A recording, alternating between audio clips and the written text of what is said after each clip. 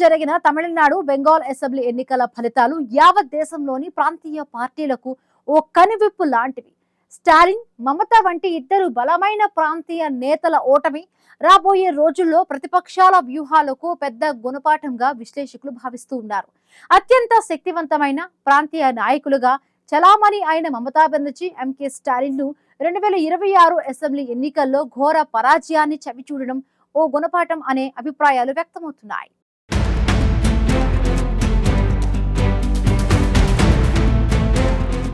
ఇటీవల జరిగిన అసెంబ్లీ ఎన్నికల్లో బెంగాల్లో మమత, తమిళనాడులో స్టాలిన్ ఘోర పరాజయం పాలవడం ఆయా రాష్ట్రాలతో పాటు యావత్ దేశ ప్రజలు సైతం ఆశ్చర్యపోయారు. తమిళనాడు, బెంగాల్ అసెంబ్లీ ఎన్నికల ఫలితాలు దేశ రాజకీయాల్లో ముఖ్యంగా విపక్ష ఇండి కూటమిలో ప్రకంపనలు సృష్టించాయి.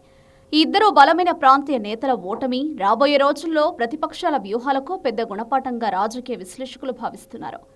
దశాబ్దాలుగా లేదా వరుసగా పలుమార్లు అధికారంలో ఉన్నందున స్థానిక స్థాయిలో నాయకులపై తీవ్ర వ్యతిరేకత వ్యక్తమైంది. ప్రజల సమస్యలను విస్మరించి అధికారంలో ఉన్నామనే అహంకారంతో వ్యవహరించడం, క్షేత్రస్థాయి ప్రజలతో సంబంధం తెగిపోవడం ఓటమికి ప్రధాన కారణమనే అభిప్రాయాలు వ్యక్తమవుతున్నాయి.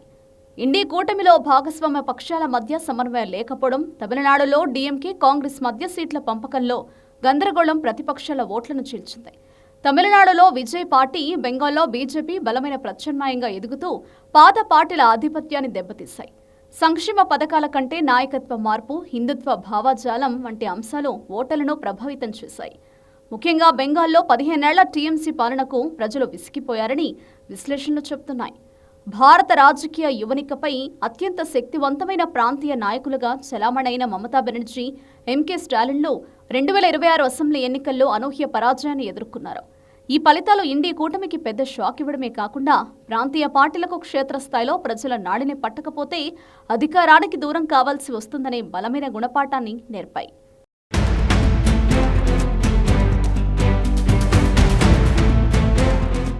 సంక్షేమ పథకాల కంటే నాయకత్వ మార్పు, హిందుత్వ భావజాలం వంటి అంశాలు ఓటర్లను ప్రభావితం చేశాయని, ముఖ్యంగా బెంగాల్లో 15 ఏళ్ల టీఎంసీ పాలనకు ప్రజలు విసిగిపోయారని విశ్లేషణలు చెబుతున్నాయి. 15 ఏళ్ల టీఎంసీ పాలనపై తీవ్ర వ్యతిరేకత, అహంకారపూరిత పాలన, అవినీతి ఆరోపణలు మమతా బెనర్జీకి శాపంగా మారాయి. తన సొంత నియోజకవర్గం భవానీపూర్లో కూడా మమత ఓటమిని ఎదుర్కోవాల్సి రావడం, సువేందు అధికారి నేతృత్వంలో బీజేపీ శ్రేణులు ఆమెను గట్టిగా ఢీకొట్టడం బెంగాల్ రాజకీయాల్లో కొత్త శకానికి సంకేతమని చెప్పాలి. తమిళనాడులో డీఎంకే వరుసగా గెలుస్తుందనే ధీమాతో ఉన్న స్టాలిన్కు యువనటుడు విజయ్ స్థాపించిన తమిళగ వెట్రి కళగం గట్టి షాక్ ఇచ్చింది. ఖచ్చితంగా ఇది కేవలం ఓటమి కాదు, ప్రజల వ్యతిరేకతకు నిదర్శనం. అధికారంలోకి వచ్చాక పలువురు నాయకులు తమను తాము దేవుళ్లుగా భావించి ప్రజల సమస్యలను విస్మరించే ప్రజలు కఠినమైన నిర్ణయాలు తీసుకుంటారని ఈ ఫలితాలు నిరూపించాయి. కేవలం ఉచిత సంక్షేమ పథకాలపై ఆధారపడకుండా ఉపాధి, అభివృద్ధి, పరిపాలన నాణ్యత ముఖ్యం. కేవలం ఎన్నికల సమయంలో మాత్రమే ప్రజల్లోకి రావడం కాకుండా 5 ఏళ్లు క్షేత్రస్థాయిలో ప్రజలతో మమేకమవ్వాలి. ఈ ఫలితాలతో ఇండి కూటమి బలహీనపడింది. రాబోయే 2029 లోక్సభ ఎన్నికల నాటికి ప్రాంతీయ పార్టీలు తమ వ్యూహాలను మార్చుకోకపోతే బీజేపీ, ఎన్డీఏ కూటమి మరింత బలపడే అవకాశం ఉంది. మమతా, స్టాలిన్ల ఓటమి ప్రాంతీయ ఛత్రపతుల ఆధిపత్యానికి తెరపడుతుందా లేదా వారు పుంజుకుంటారా అనేది వేచి చూడాలి.